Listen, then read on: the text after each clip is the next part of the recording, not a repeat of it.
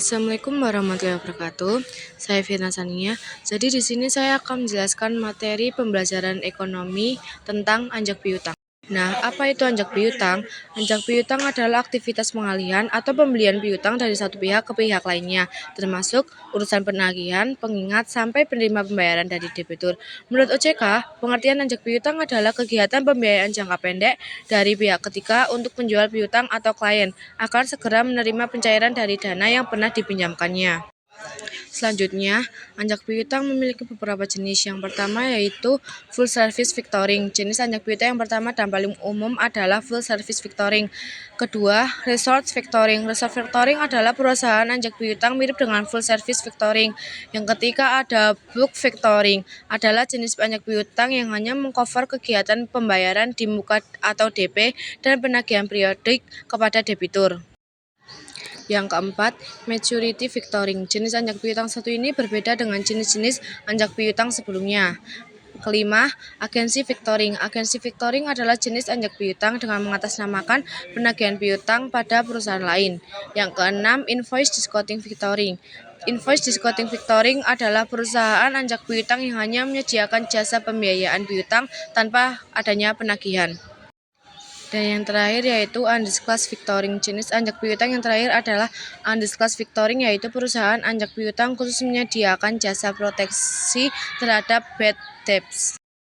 Kemudian yang selanjutnya ada metode perhitungan anjak piutang. Yang pertama, service fee. Service fee adalah biaya yang dikeluarkan untuk membayar imbalan atas jasa penyediaan tempat dan waktu untuk memenuhi kebutuhan pelanggan. Dan yang kedua, discount charge, yaitu biaya yang dikeluarkan karena klien memperoleh biaya dana tunai dari lembaga anjak piutang. Nah, selanjutnya, anjak piutang juga memiliki dasar hukum. Di Indonesia, anjak piutang adalah aktivitas keuangan yang dilindungi hukum perdata. Dasar hukum anjak piutang mengacu pada Keputusan Presiden Nomor 61 Tahun 1988 Pasal 2 yang meresmikan anjak piutang sebagai salah satu bidang usaha pembiayaan. Pasal tersebut kemudian diperkuat dasar hukum anjak piutang lainnya, yaitu Keputusan Menteri Keuangan Nomor 1251 atau KMK 031 atau 1988 tentang ketentuan dan tata cara pelaksanaan lembaga pembiayaan. Berikut beberapa contoh perusahaan anjak piutang. Yang pertama ada Aditama Finance. Aditama Finance adalah suatu perusahaan pembiayaan yang menyediakan jasa anjak piutang dan sewa guna usaha ataupun finance lease. Yang kedua ada SG Finance. SG Finance adalah sebuah perusahaan yang didirikan dari pengambil alihan PT Societe Generale Consumer Finance Indonesia.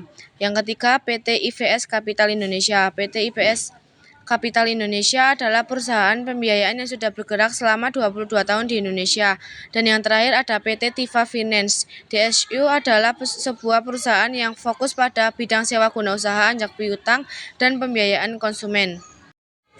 Sekian penjelasan materi tentang anjak piutang dari saya. Apabila ada kesalahan kata, mohon maaf. Wassalamualaikum warahmatullahi wabarakatuh.